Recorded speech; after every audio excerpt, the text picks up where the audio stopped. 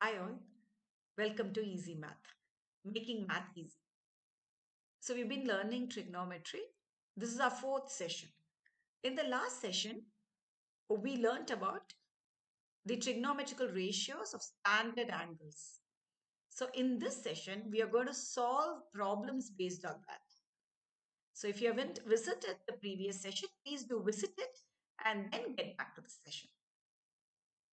At the end of the session, I'll be posting few questions for practice. You can try those. And in case you have any doubts, you can feel free to put it in the comment box. Your doubts will be addressed as early as possible. So without any further delay, let's move on to the session. In the last session, we found out the values of trigonometrical ratios of all standard angles, and then we put them in a table, right? So this is the table that we had made. So I have it here for a quick reference for us, for our convenience. Now, I've given you easy tips in the previous video as to how to remember these values and make this table. What I suggest is every time in an examination, when you solve trigonometry based problems, please do make this table on your rough column and keep it for your reference. So this will help you manage both your time and your marks. So you will not be losing any marks because of your carelessness. Okay, so make this table. How to make this table? You can just go quickly refer to the previous video for the easy way. Okay, so now let's start solving the problem for the day. It says evaluate. Evaluate in a sense, find the value of sine square 30 minus 2 cos cube 60 plus 3 tan power 4 45.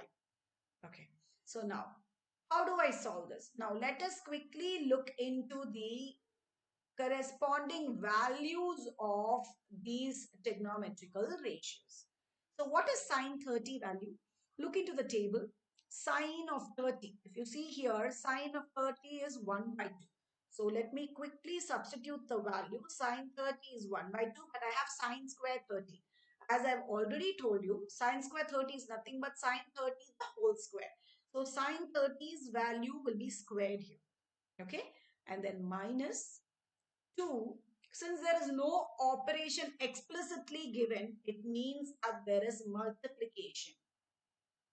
Okay, there's 2 is getting multiplied to cos cube 60. In algebra, always, usually, multiplication is silent between two variables or a constant and a variable. If you put them together like this, 2x, it means that it is 2 into x. Okay. So that was just a quick recap of your basics. So let's quickly continue solving the question. 2 cos cube 60. What is cos 60 value? Look into the table. So cos 60 is 1 by 2. So I'm going to substitute 1 by 2 in the place of cos 60 and I have cos cube 60. Meaning this 1 by 2 is getting cube.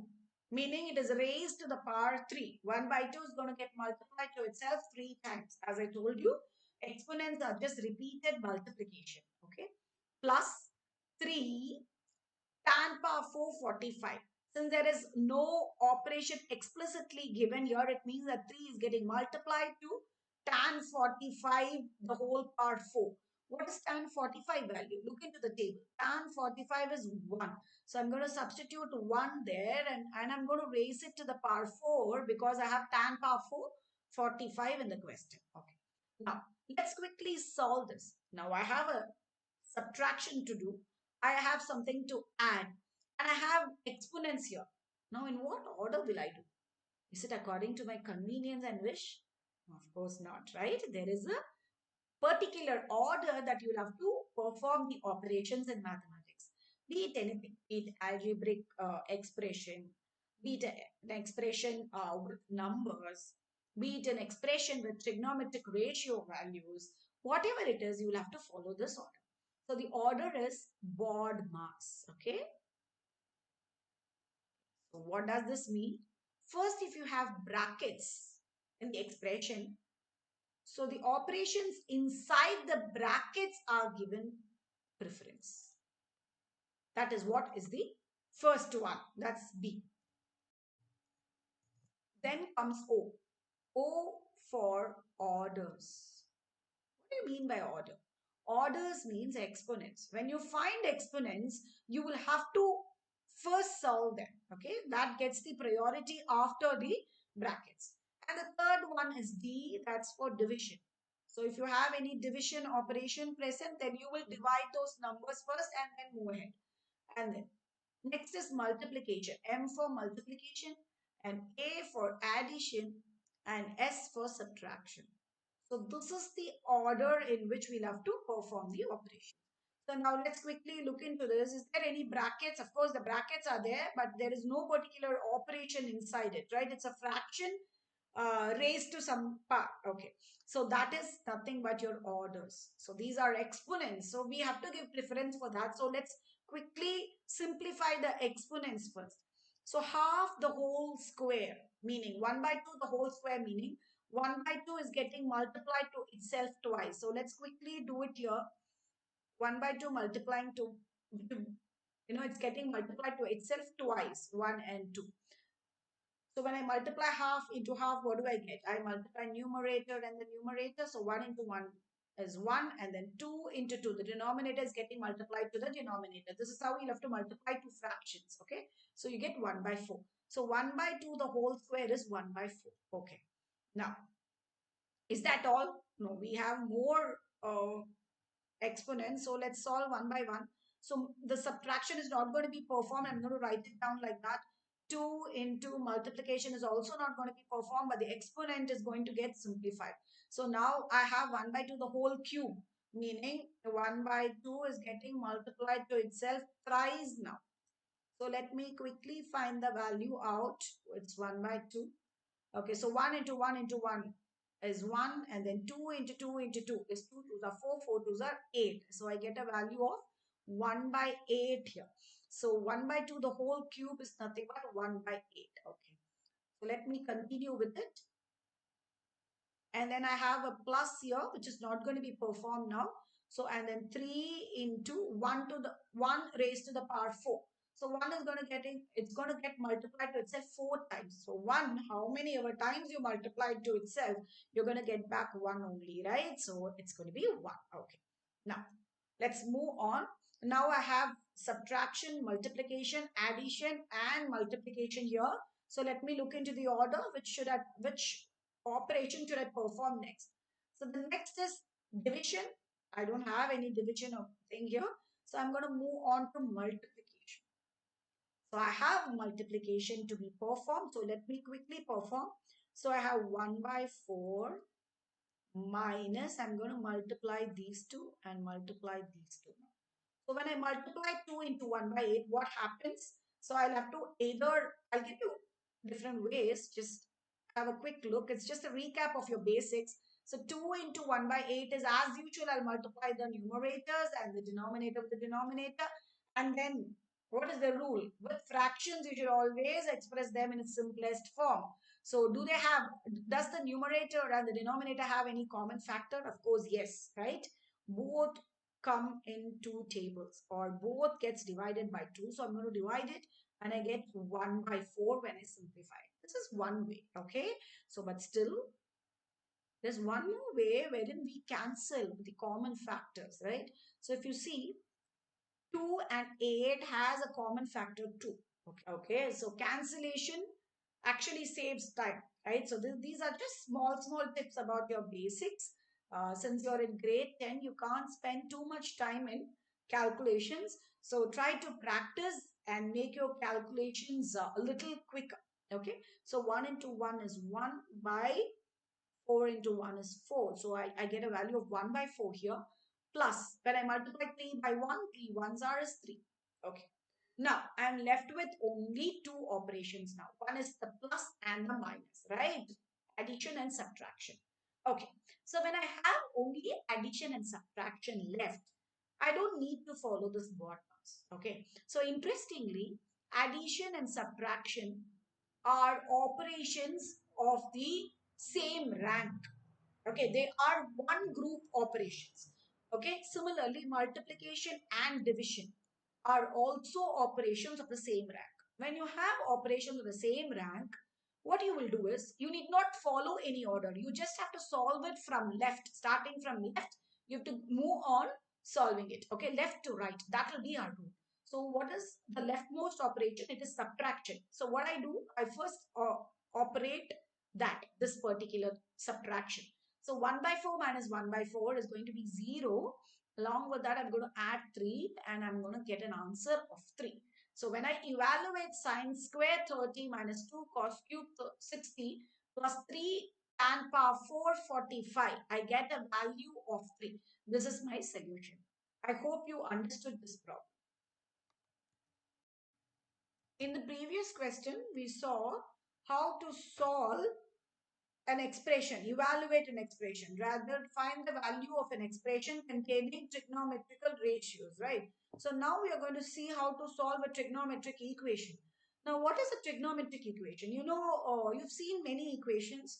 Okay, so if you see it's 1 plus 2 equal to 3, this is also an equation. Okay, x plus y is equal to z. This is also an equation. Here we are dealing with algebraic expressions or variables, correct? Now, if an equation has trigonometric ratios, okay, then we call it as a trigonometric equation. Yes, so let's quickly see how to solve a trigonometric equation. So now let's quickly solve this. We are supposed to find the value of this unknown angle A. Okay, and I have an equation that says 2 sine square A minus 3 sine A plus 1 equal to 0. This is an equation with trigonometrical ratio, right? That sine A is present here, and it's also an equation. There is a balance between the left hand side and the right hand side. So I call this as a trigonometric equation. Okay, now how to solve this? Now let's quickly look into the degree of this equation. I hope you all remember what is a degree, right? When I have an equation like this, what is the degree of this equation? The degree of this equation is 3, correct? So that is the highest power of a variable in that particular expression or equation. You call it as the degree, correct? Similarly, if you see here, the degree of this equation is going to be 2. If you see, sine A has a power 2 here, sine A has a power 1 here, and this is a constant. So there is no variable at all. So the variable's power is 0 here, correct? So here if you see, the highest power is 2. So the degree of this expression is 2. So what do you call an equation with degree 2? You call it as a quadratic equation. If an equation has degree 2, we call it as a quadratic equation. If the equation has degree 1, we call it as a linear equation, right?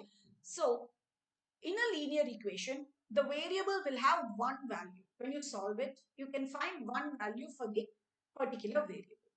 But if you solve a quadratic equation, it will have two values for the unknown, right? So depending on the degree of the equation, so many values the unknown can have such that the value satisfies the given equation, correct? So now this is a quadratic equation. We are supposed to find two solutions. Now how do we solve a quadratic equation? It is very much similar to solving a quadratic algebraic equations, okay? So to make it simple, if you want, I can give you a simple way. Okay, the beginners can follow this. You can equate this sine A to x and make this equation into a quadratic algebraic equation. So my sine square A becomes x square minus 3x plus 1 equal to 0. Now, how do I solve this? Okay, we'll have a quick recap of that also. Okay, so what we do is we basically split the middle term.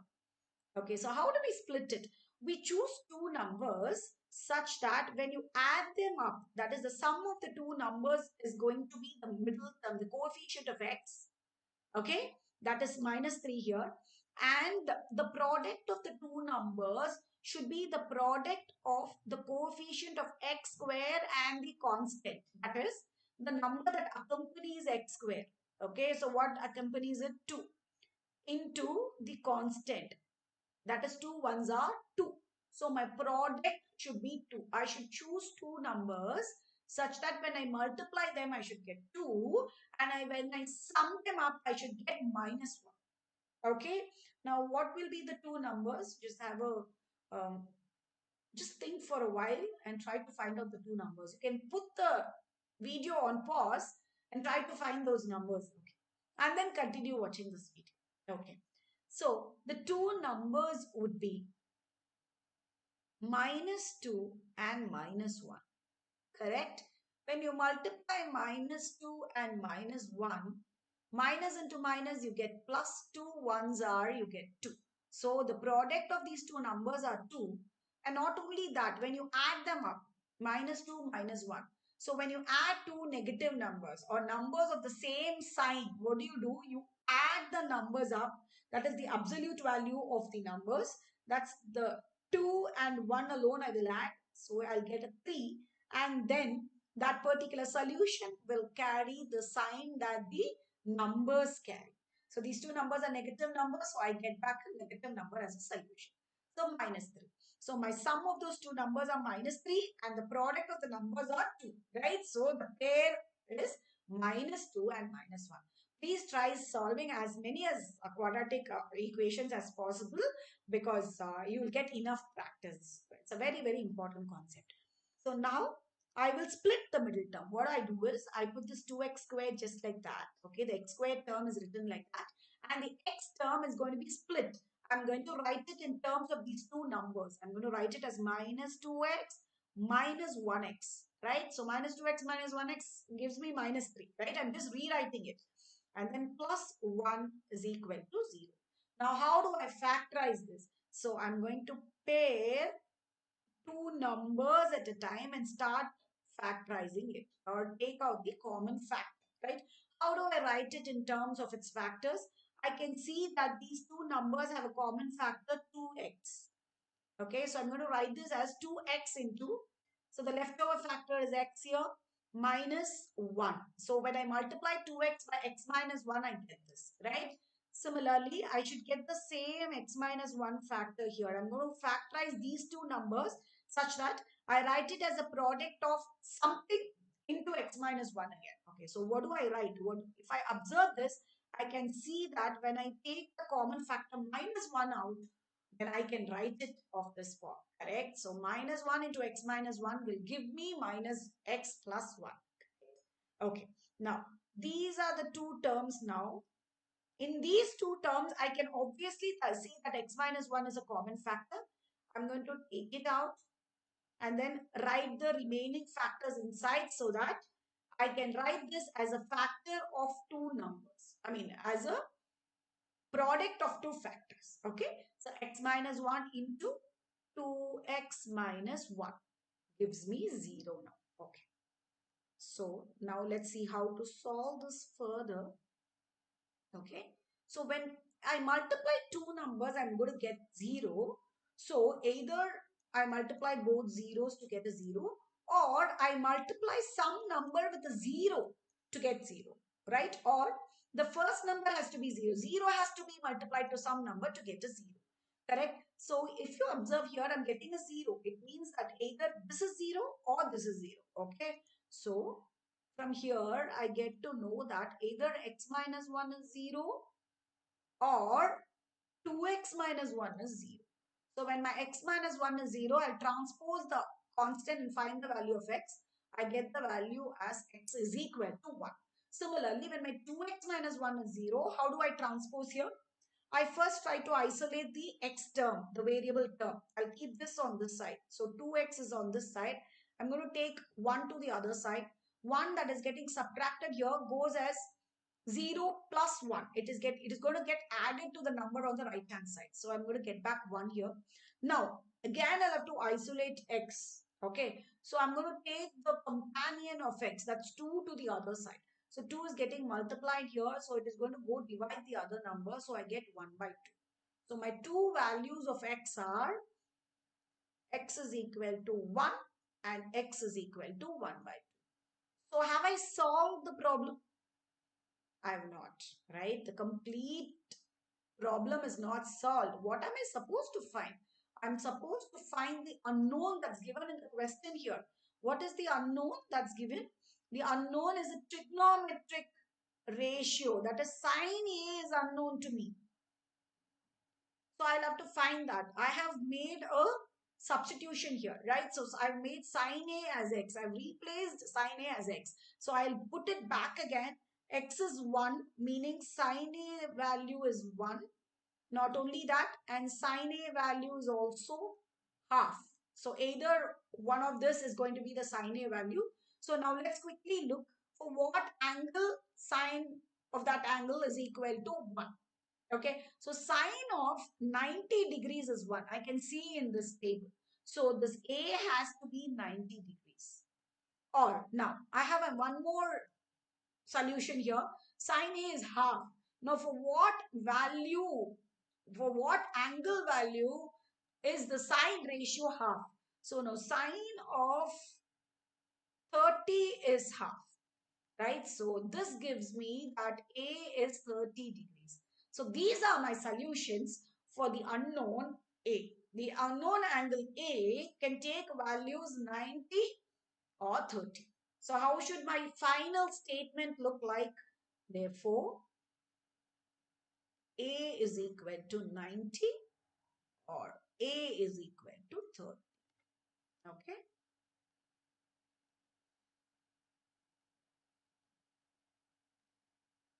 So this is how you need to solve this. So in this video, we've seen how to solve a trigonometric equation. Not only that, we've seen how to evaluate expressions with trigonometrical ratios, picking up values from these tables, right? So how to make this table, you can see in the previous video. Okay. Not only that, we also visited a few of your basic concepts, correct? So please go through this video thoroughly, and I'm going to post few questions in the description box. So just try solving them. If in case you have Chinese challenges, feel free, put it in the comment box. It will be definitely addressed. Yes. With that, we have come to the end of the session. I'll be posting few sums for your practice in the description box. Please do try to solve it. If in case you have any doubts, feel free to put it in the comment box. I'll definitely address to it as early as possible. Keep practicing. As I always tell you, practice makes a man perfect. Trust me, practicing math every day can make a lot of magic. Yes, thank you.